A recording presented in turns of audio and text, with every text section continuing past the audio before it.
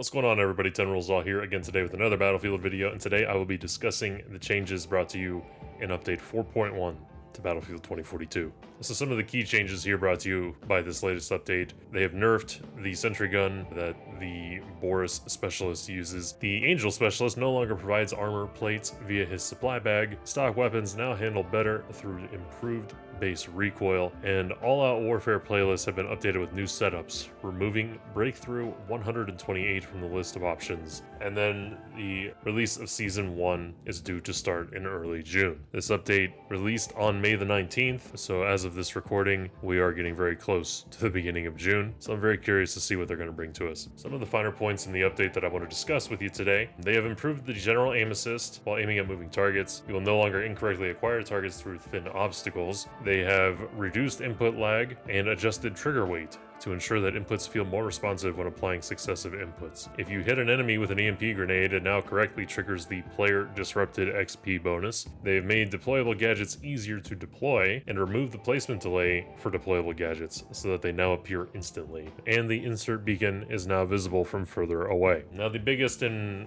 certainly the most controversial aspect of this update would be the changes that they made to Breakthrough 128, the change being that they just removed it altogether. I never played Breakthrough before, so I don't have an opinion on this. However, the issue at time of release for the update was that they removed 128 player Breakthrough, and DICE intended for some of the maps to still use the 128 player layout. Unfortunately, they ran into some issues with the wrong layouts and ticket counts being used for some maps. So while they work on this issue, all Breakthrough matches will be played on 64 player map variants. I did see that they released a hotfix shortly after this update went live, so this might be fixed at the time of your viewing. As mentioned before, the Angel Specialist no longer grants armor plates via his supply bag, and Boris's Sentry Gun has been nerfed across the board. They've reduced the RPMs, damage, and its health, and I personally noticed a health difference in the Sentry Guns. They are much easier to destroy with just a basic rifle. For weapons overall, they have restored performance to the intended design of some weapons, and you should feel an overall improvement to weapon performance. The impact of recoil affecting attachments has been lowered, while base weapon recoil has been improved to compensate. This means that weapons without attachments should now handle better. The sidearms are now quicker to deploy.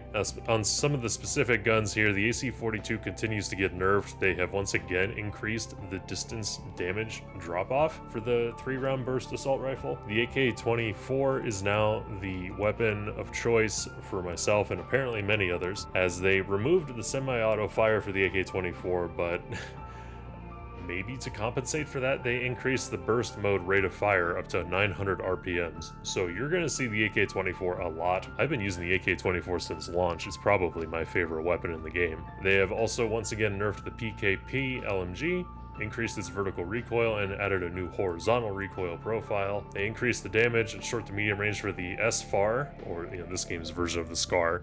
So again, the SFAR is quite a popular weapon at the moment, so try it out and see for yourself. They've reduced the SVK's horizontal recoil, increased the distance damage drop-off, and lowered the high-powered rounds damage. And then, once again, the news that we will be getting Season 1 starting in June, so about 2 weeks from now. I am supremely curious to see what they're going to bring to us. Now, there were 4 maps mentioned through data mining from users, just referencing the game's files, but of course that's no guarantee that they'll actually be in the game here in June. So let me know what you think down below about the latest update for Battlefield 2042. It's kind of depressing that once again they have really kind of screwed up the game. They had a good thing going after update 4.0, or at least it was promising. Then update 4.1 introduced these weird micro stutter issues, which you will see depending on the footage that I use for this video. You should see some micro stuttering in my footage, which is just random intermittent lag, and it was happening to everyone, especially on PC. I'm not sure if it happened on console, but it was definitely occurring to PC users. And yeah, it's really just disappointing that you take